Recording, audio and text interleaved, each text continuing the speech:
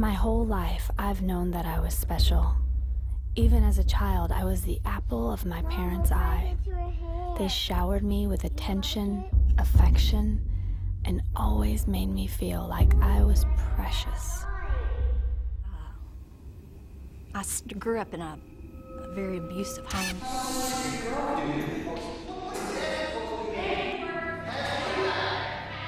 My dad physically beat my mother to basically unconsciousness. In turn, she would beat me. I've been sexually abused. Her third husband began molesting me at the age of 6 years old, and that continued on until I was 9. I was sexually abused by an uncle from the age of 6 until I was 12, and when it came to light, I was blamed for it. So I grew up thinking that something was wrong with me. I have gone through my life looking for approval through sex, relationships, and people-pleasing. From the time I was, I guess, 14 to 18, I'd had at least 2 abortions. I got married and I had my son, and we continued to do IV cocaine and crack. At the age of 13, I was introduced to drugs and alcohol, and I began using. I used every day, and just when I'd start coming down from being high, I'd use more drugs so I wouldn't have to feel anymore. I didn't fit in nowhere. I felt just like I was an alien here. I didn't like what I was doing, but I didn't know how to stop. I had to drugs from sunup to sundown, day after day after day after day, because I didn't want to deal with reality. I didn't know how to deal with it. I was on a photo shoot in Florida, and the photographer introduced me to a couple who stripped in one of the clubs. And a month before I turned 18 years old, I began to dance in the topless clubs to take care of my mother and my sister and my brother. I started selling my body as a means of money, and with that came the rapes and the beatings, and turn around and go right back out and do the same thing all over again. I always knew I'd make it. I don't know how I knew, I just did. I always knew that someday someone would see who I really was, what I was really worth, and then, once they did, I knew they'd give everything to help me. We were brought up kind of like maybe movie stars. We had our own hairdressers, our own makeup people. I've had cars, I had furs, I've had diamonds, I've had homes, I've had it all. I always knew he'd find me. And he did. If I say, for instance, I'm at the drive up at Sonic, if some young lady caught my eye, I would probably give her one of my cards and say, won't you come see me sometimes? I know you ain't making no money here. The next time I come, whether it's a week later, whether it's a month later, I may buy a $5 meal. I may tip her $20. That right there is gonna get her attention, because she's gonna say thank you. And that's all I need is a door. She says thank you. I was like, well, I mean, hey, no thanks needed. You could be making this money yourself. If I can get them in the club, over half of the battle was won right there. I just always knew that someday all the spotlights, they'd be for me. I can go in there and I can do this a couple of times, and then I'll have enough money to just leave it alone. And I went in there and I made $500 my first night, and I was like, ooh, I really like this. And then my second week, it was like $1,700, and like anywhere in that price range was my amount, and the money totally sucked me in. I got up on that stage one time and it was over. It was over. I liked the attention. I liked to be able to drink and use my drugs and do whatever I wanted to do whenever I was at work. I could make my own schedule. I could quit when I wanted to, go back when I wanted to, make as much money as I wanted to. And I'd look out and I'd see all these fans who love me, really, really love me, fans that just can't get enough of me. And I'd love them back, all of them. I always knew my name would be up in lights, and everybody would want my picture and my autograph. That someday, People would want to know exactly what I was thinking, but they'd hang on to my every word. Well, he started out all sweet, and he gave me whatever I wanted and was taking care of me and my daughter and cared to hear how my day was, and he was there the day I got out of prison, and you know, it was just like, oh, he's perfect. It was the normal. It was just me and him, and we were having fun. And then that night he was like, I gotta go pick this girl up and take her up to the club. And I was like, okay. So we go and we pick this girl up, and while we're sitting in the motel room, she's like, oh yeah, me and him have been sleeping together for such and such amount of time. And I'm like, what?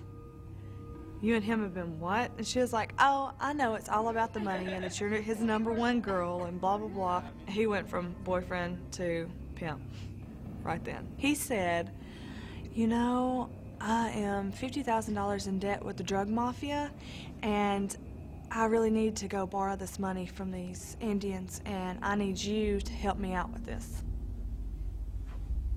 So I went, and me and another girl, and we catered to 6 Indians for $50,000. I hated that a whole lot worse than I did stripping. A whole lot worse. But I wouldn't dare tell him that. Every time I tried to tell him that, I got beat. He didn't want to hear that. You better get out there and do something. I do not have time. I do not have money. Get your worthless tail out there and do something now! Now! Like I said, I always knew I'd make it. My drug habit was never less than 1,000 a day. I was out there, like, I had a 3-month-old daughter and I weighed 90 pounds. I was even willing to stay in relationships where I was beaten just constantly. This person has to love me, so, you know, if he didn't, he wouldn't be taking time out to beat me. You know, that's where my thinking was. I was more of a desperate crack addict. I got caught up in the neighborhood, turning tricks in empty houses, you know, living under a bridge. That's the way my life was. I was badly raped and beaten January 3rd, 2003. Getting in a car with a stranger, and this guy took me home where he beat me with a water hose and force-fed me decon rat poison. It put me in the hospital unconscious for 3 days. I've literally got scars on my arms from being a junkie. And I have hepatitis C from using my own dirty syringes from the dried blood. I have a chronic liver condition. I'm on a form of chemo now, so I'm definitely paying the consequences for my heavy drug use. I didn't hit rock bottom until I began turning trick, sober. I didn't hit rock bottom until I was turning trick for free. I hit rock bottom when my self-worth went from as bad as I thought it could get, which was dancing, to even worse. I became someone's slave. But the whole time, I never dreamed that I would get out of the industry. I really thought that that's what I was doomed to do the rest of my life. I always knew that someday someone would see who I really was, what I was really worth, and then, once they did, I knew they'd give everything to help me. This particular young woman came in. She was very shut down. She'd been terribly abused, and she didn't trust. There was absolutely, you could tell she had very little trust in her life. But I remember looking over at her hands, and she had scars in her hands. And I said, "Oh, what is that?" And she proceeded to tell me that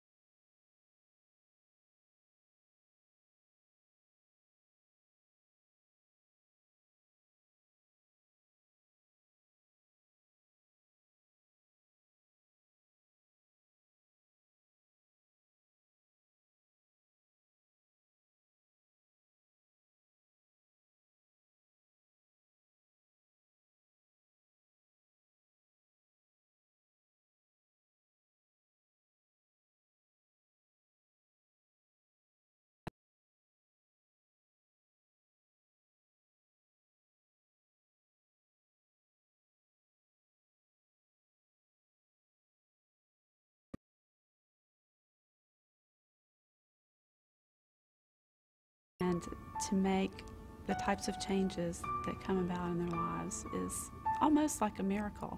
It's not about what you've done in your past. Let's see what we can do to brighten your future. Let's see what we can do to better your life. They don't dwell on the bad things that I've done. They just look forward to the things that I can be and the things that I can do. I'm so involved in these women's lives and want to know what's going on so I can pray for them, so I can support them, encourage them in any way that I can. They're looking for a way out, and I'm trying to help them find it. A 1 o'clock class, yeah. And then after the 1 o'clock class, I got like... You're the star of this one. No, I'm not. My mentor, Linda, she's a great friend, and today I know what a friend is, and the way our program helps me with my issues.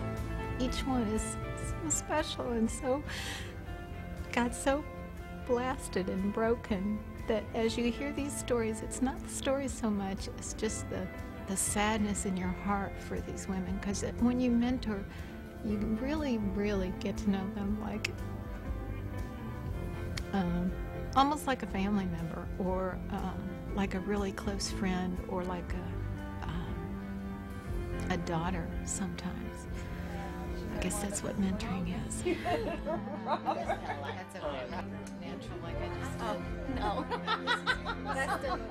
Our goal is to show the girls who Christ is. That's every mentor's goal. We're not judging them.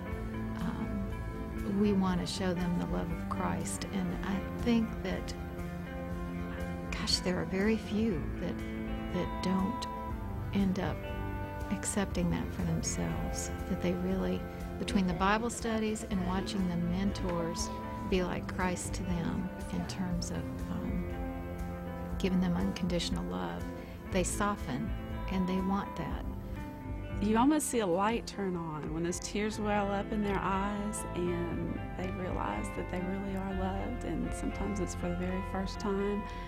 I feel like the Lord's in the room with us. I know He's there, but I feel His presence strong.